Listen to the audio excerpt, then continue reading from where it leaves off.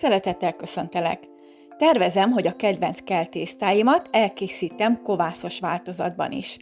Így most az ünnepek közelettével nem maradhatott ki a babka sem. Csokis diós és meggyes mákos készült belőlük, mivel ez a két ízvilág illik legjobban a karácsonyhoz. Az összes kovászos receptem lejátszási listáját a videó végén találod. Ha lájkolod a videót, vagy megjegyzést írsz, esetleg feliratkozol, mindegyikkel nagy örömet okozol. A tésztához szükséges 550 g liszt, 250 g tej, 2 tojás, 200 g édes kovász, 80 g vaj, 80 g cukor és egy csipet só.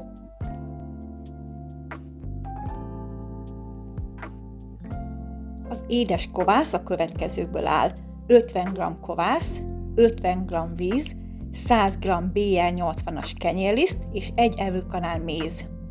Ezt 5-6 órával ezelőtt állítottam össze, ez idő alatt ilyen szépen megduplázódott. Most aktív, most a legalkalmasabb arra, hogy süssünk bele.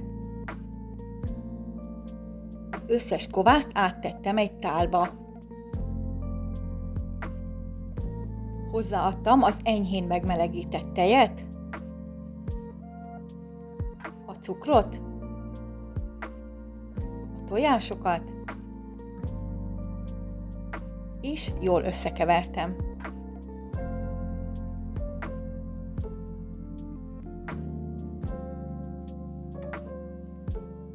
Utána beleszitáltam a lisztet. A szitálással levegő kerül a liszt szemcséi közé, így a belőle készült tészta is levegősebb, lágyabb lesz. Majd alaposan összegyúrtam. Én kézzel szeretek dagasztani, de természetesen géppel is végezhető.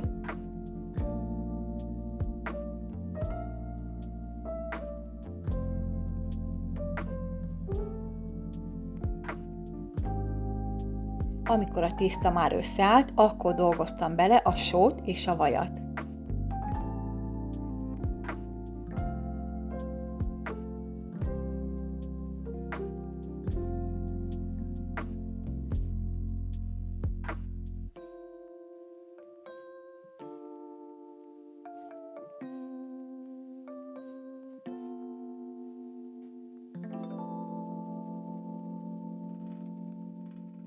Egy műanyag dobozt, amiben keleszteni szoktam, vékonyan megolajoztam, és áthelyeztem bele a tésztát.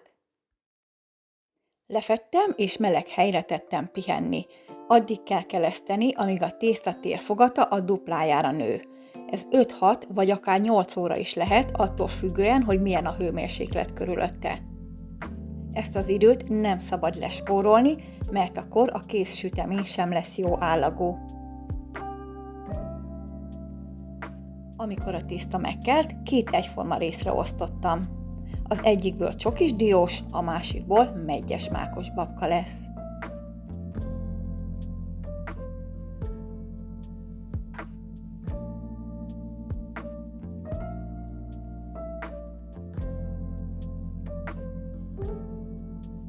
A diós töltelékhez szükséges 75 g étcsokoládé, 15 g kakaópor, 25 g cukor, 60 g vaj és 50 g nagyobb darabokra darált dió. Az étcsokoládét és a vajat felolvasztottam, és hozzákevertem a cukrot és a kakaóport.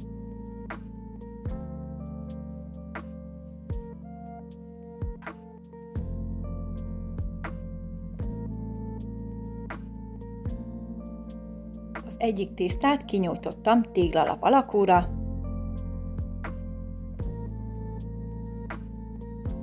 és rákentem a csokis krémet.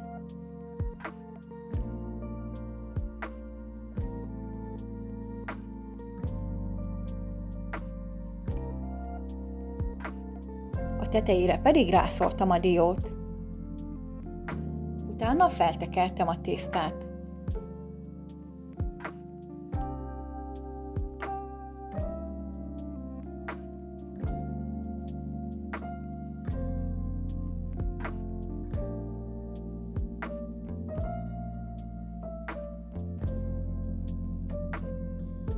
Hosszában ketté vágtam, és a két szálat összetekertem úgy, hogy a vágott része legyen felül.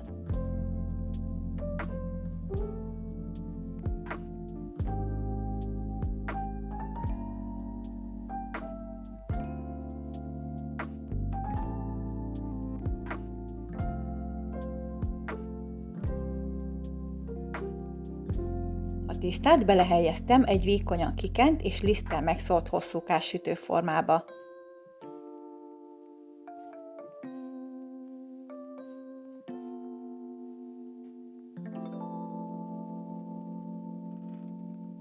A mákos töltelékhez szükséges 100 g darált mák, 100 g megylekvár, 150 g megy, 50 g vaj és 50 g cukor. Megolvasztottam a vajat, és hozzákevertem a megylekvárt,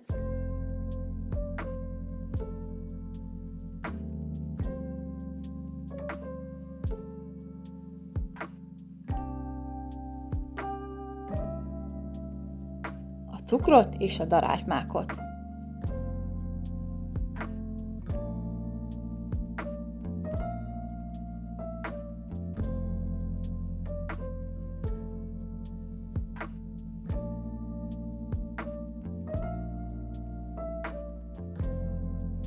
Kinyújtottam a másik tésztarészt is, és rákentem a mákos tölteléket.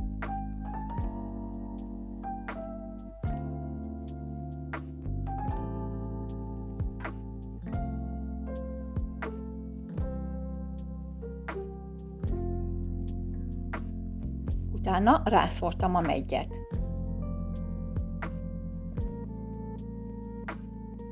Ezt is feltekertem, ketté vágtam és összecsavartam.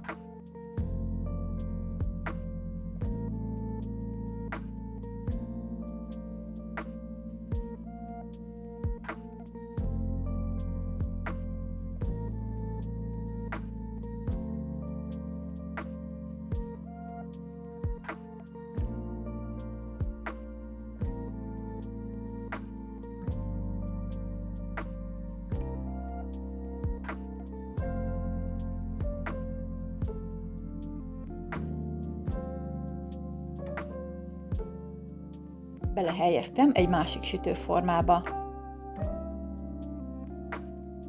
Mindkettőt letakartam, és kelesztettem még 1,5-2 órán keresztül.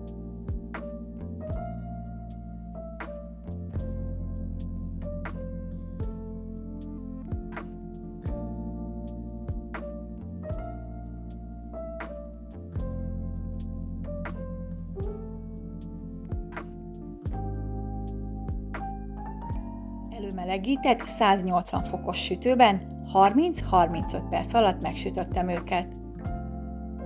Közben készítettem rá egy cukros mázat 125 g cukorból és 75 g vízből. Ezeket összemelegítettem, hogy a cukor elolvadjon a vízben. Amikor kivettem a kalácsokat a sütőből, azonnal lekentem a tetejüket ezzel a cukros vízzel. Isteni finom lett mindkettő, fantasztikusan puhák, szívből ajánlom, hogy készítsd el te is.